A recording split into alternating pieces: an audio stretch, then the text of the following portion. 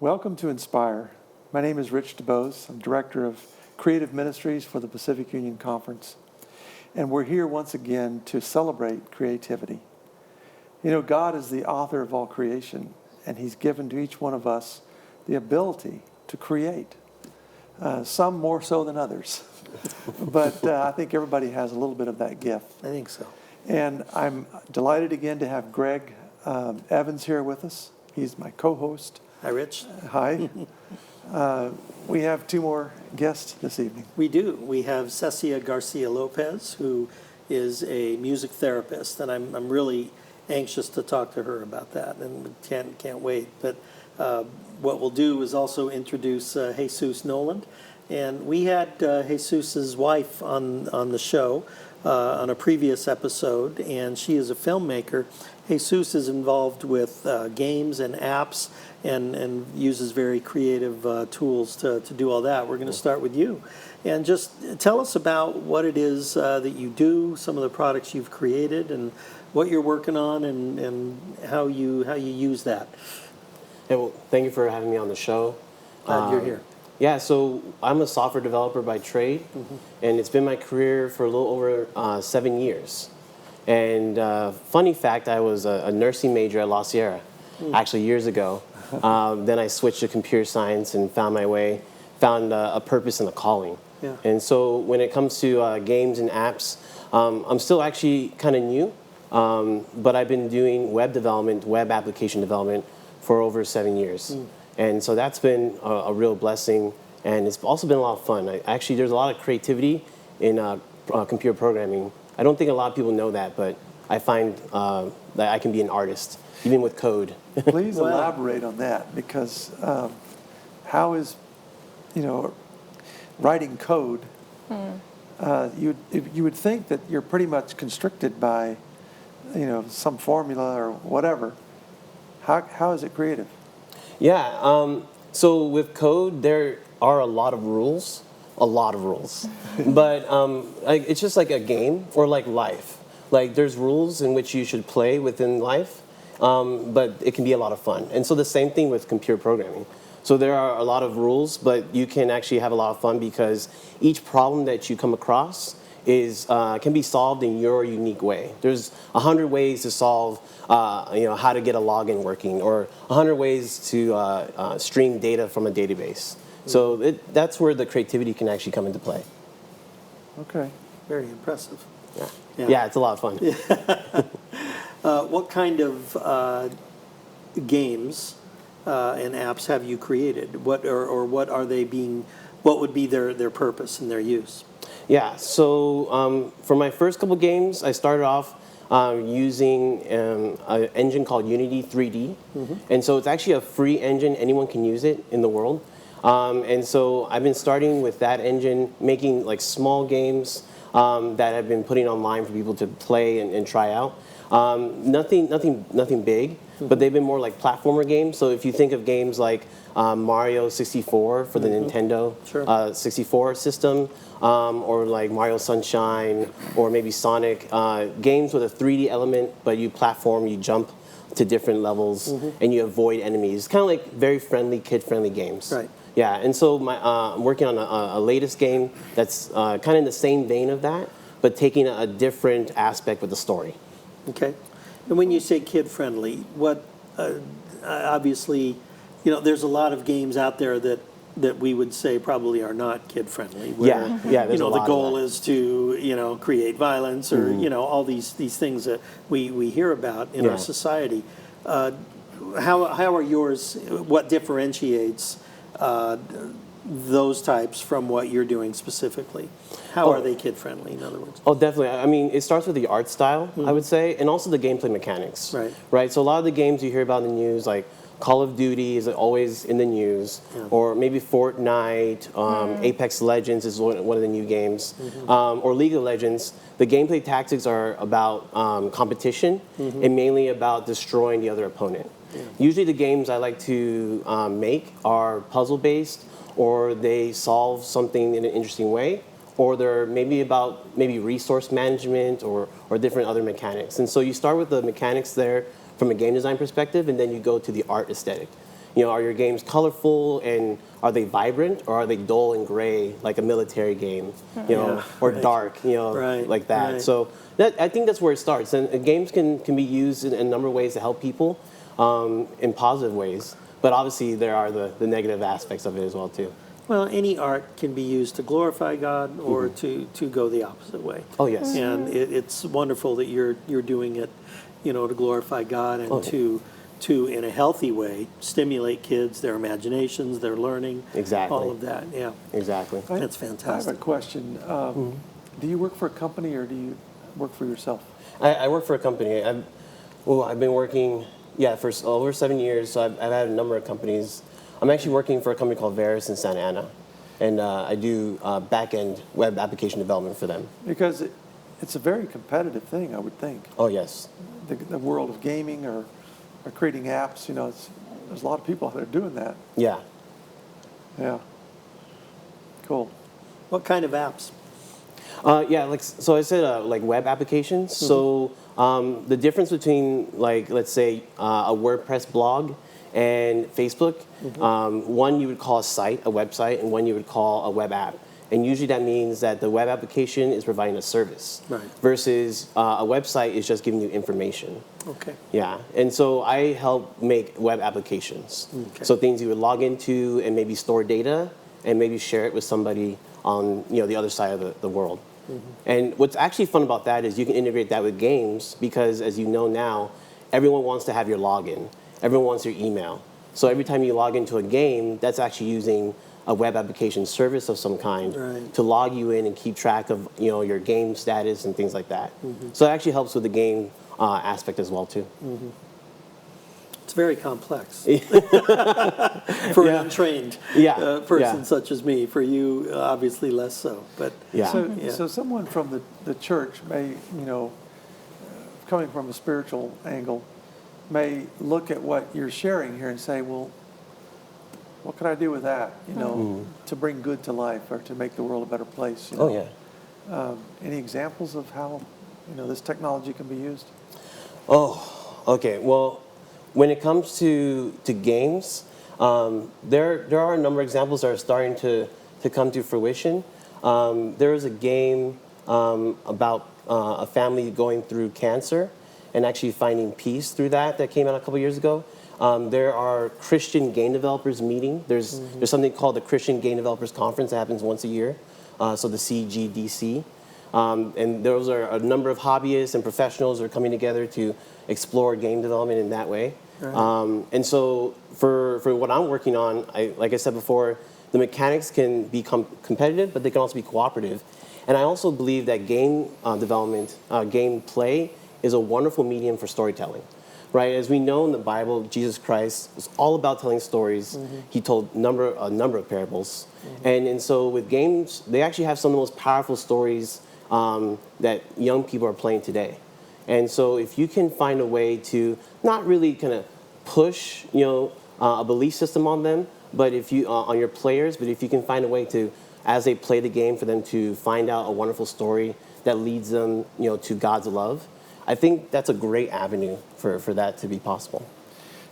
You have some examples that you could show us of some of the stuff you've done? Oh, yes, definitely. Yeah, go ahead and show us a couple of things. Yeah. Let's see. Yeah, so the first example here, this is, so my game is called, it's called Fat Roll. Okay. And there's a reason for that. But this is just an example of what we're building. We're building a mobile interface for it. And so this game is going to have levels where you clear them. And our main character is a cat. And so we have paws for stars. And if anyone has played games like Angry Birds that have like level completion like this is the kind of the same way we're doing it as well. And then we have objectives. And so again, this goes into the gameplay aspect of what you want your player to do as they're playing the game. So here, when we have the game level, they can roll to the cat bed, they can collect the mice. They have to make sure to not fall off the world, and that's part of the natural gameplay. So again, these are just positive ways in which games are fun and family friendly for everyone. I really like the graphics. You're right in what you said about them. They just look friendly. Yes. They look kid-like. Exactly. There's nothing threatening, and there's some serious art going on there. I'm sure that's not easy to do to me, because I'm an untrained person in this area. That's really recognize that skill, though. That's great. Well done. Yeah. That's I have a wonderful team helping me do the art part. And on the next year, so here's actual gameplay. So this is why you can see it's called Fat Roll. It's essentially, it's a ball, just a sphere. And you control the character. His name is Hubert. And he's rolling around the world, trying to stay away from cat brushes with spikes. That could be, somewhat painful for a kitten. And just getting to the end of the level. Yeah. And as you can see, there's some clouds in the background. And actually part of the story is that he's in a dream. And he's discovering something about himself within within the gameplay, within the dream. And I think I have one more. And this is him again, rolling around, trying to run away from a moving cat brush. And then also, there's physics applied to the world, so you can actually, when you hit certain items, you might be able to bounce them back around and things like that. Very cool. So you have to animate all this. Yeah, actually from the game design perspective, it was all just some programming with physics and getting the ball rolling. And there was a little bit of animation with the cat brushes that I did. And that was pretty fun. Now you have a trailer of some sort to show us. Is that related to this? Yes, the trailer's related to the game. Okay. Okay, great. Let's watch that trailer. Yeah. Ah, young Hubert is having a dream. Let's join him.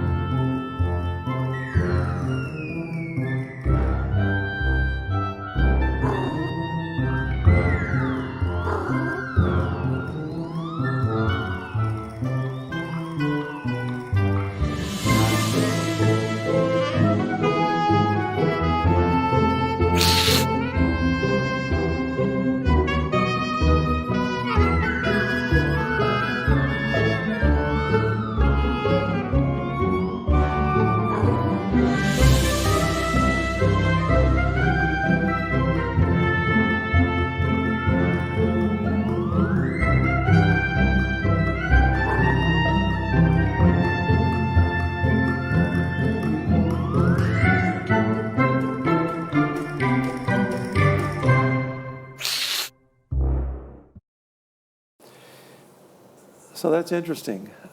Where would you use a clip like that? Yeah, so we just go to where the players are. And right now we actually have a demo out that people can play for the Windows operating system and Mac OS. And it's on a site called itch.io. It's where a lot of indie game developers publish their video games. And we're just looking for feedback from different players. That's a whole other world, Greg. Yeah. It is. It is. I don't know anything about that world. I just remember playing Pac-Man in the 80s. That's because I'm old. But it's a good game. It is. It's a classic. Yeah. But things have gotten so much more sophisticated and just so much more well done these days. Definitely. And so, again, give us that website. Itch as in ITCH? Yeah. Yes, itch.io. But for the website for the game, if you want to find out more, you can go to fatrollgame.com. Okay, fatrollgame.com. Yeah. All our viewers out there can go check that out. Yeah. Thanks so much. This was really educational for us and inspiring as well. Thank you so much for having me. Yeah. Yeah. Cecia, you are a music therapist. I and am. I am really intrigued by your profession, and because I've seen it used in various healthcare settings that I have worked in my career, but I don't know a lot about it, and I'm willing to bet that a lot of our viewers. We all know what music is. We know what therapy is, but How do tell those us. two combine? Yeah, tell us what that Yes. entails. Well, first, as Jesus mentioned, I'm very excited to be here. So thank you for having me. Thanks for being here. It's exciting to have this platform to share something that I'm very passionate about and to share a career that's actually somewhat fresh into the healthcare profession. It's pretty much a little bit over maybe 80, 90 years in official literature like practice. But what music therapy is, it's the clinical and evidence-based use of music to address non-musical goals. So anything that involves either from rehabilitation, from the domains of social-emotional management, anxiety, pain alleviation, cognitive control, various forms of goals that people might encounter, whether in the NICU, whether geriatrics, end of life. It's a field that you do see in rehab, in clinics, in psych units, in schools. And basically it helps people just give them empowerment through the elements of music, whether it's instrument, melody, rhythm, pitch, sound, movement, and them actively involved with instrument, active music making, or just passive receptive listening through music, relaxation, meditation. Okay, that's, I have a friend who is involved with music therapy. He's a certified therapist. I'm not sure if that's the right word. Yes, but, it is. And I'm glad he works for the California State Prison System. Yes. And uses music therapy to help them. The inmates there. No, it's definitely, the earliest literature actually does mention music therapy being used to the veterans coming back from war, suffering from any PSTD in that aspect. And that's where we first see the use of music to address just trauma. And in there, they just did more studies and realized, hey, if music really functions and wakes up the brain, neurologically speaking, in such a profound way, and it just impacts, it just starts to open a whole new field. So what about speech? What about mobility? What about memory? What about communication, expression, emotion? So then it just becomes a whole new field of study. It's fascinating. I'm intrigued by, because because as I said in the introduction, I don't know a lot about it. And I think I just made the assumption that it dealt more with passive listening. But you said it's about making music as well. Yes. What if someone's not a musician? How do they make music? So I think that's one of our first go-to questions as far as therapists. Most people assume like, well, they gotta know music. Ideally, we would love them to have some inclination, because some children, for instance, in the spectrum, having ASD, autism spectrum disorder, are sometimes sensitive to loud sounds. So we have to be mindful to their tolerance or extra stimulus. But you don't need to neither play nor sing nor know any instruments to receive of music therapy. It's definitely something that we as the therapists tailor the interventions and activities or exercises to meet the patient's strengths and just provide an optimal space for them to learn, to just empower them and regain just more essence of who they are for whatever situation brought them to that point. It's fascinating. My field is in the area of pharmacy, and I won't get too deeply into this, but we're always trying to either eliminate or minimize, pharmacological therapies.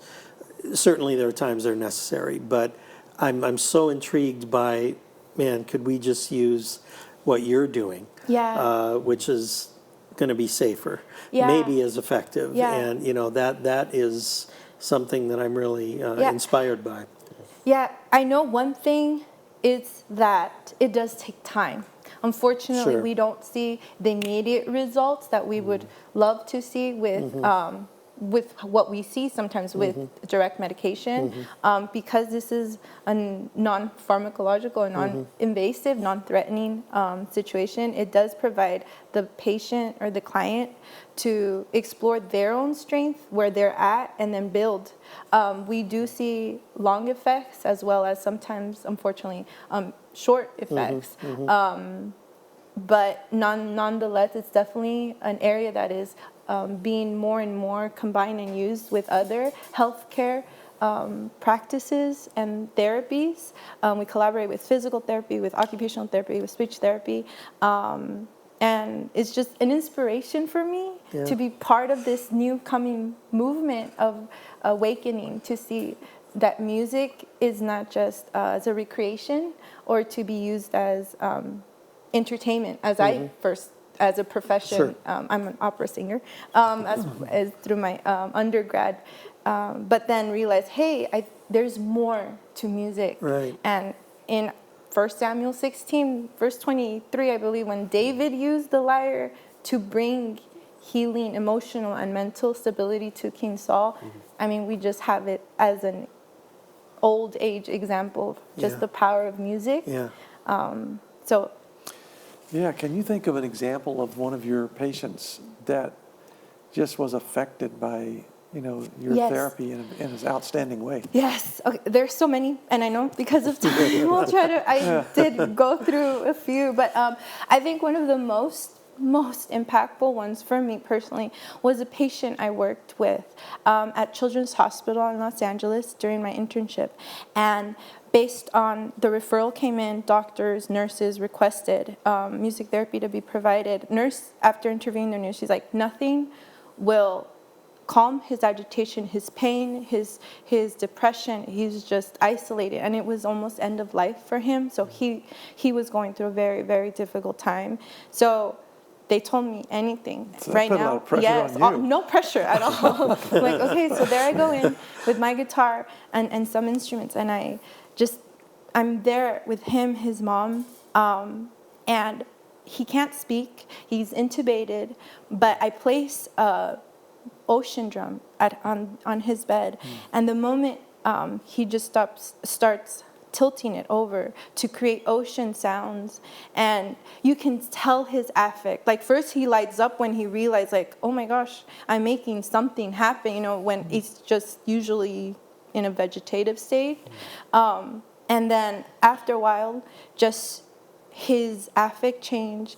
Nurses then start reporting him being more receptive to the treatments that he's been receiving. And little by little, the nurses just shared, I don't know what happened, but he's responding. Just a long story short, it did come to his end of life, so they called me back in. He requested hymns to be sung. They were going to disconnect him, unfortunately. But they said that the music was pretty much the only thing that he was able to communicate and express a sense of peace, despite all the machines, despite all the medication, despite all the machines and sounds of the hospital. But that's when he was at most at peace and less pain. That's incredible.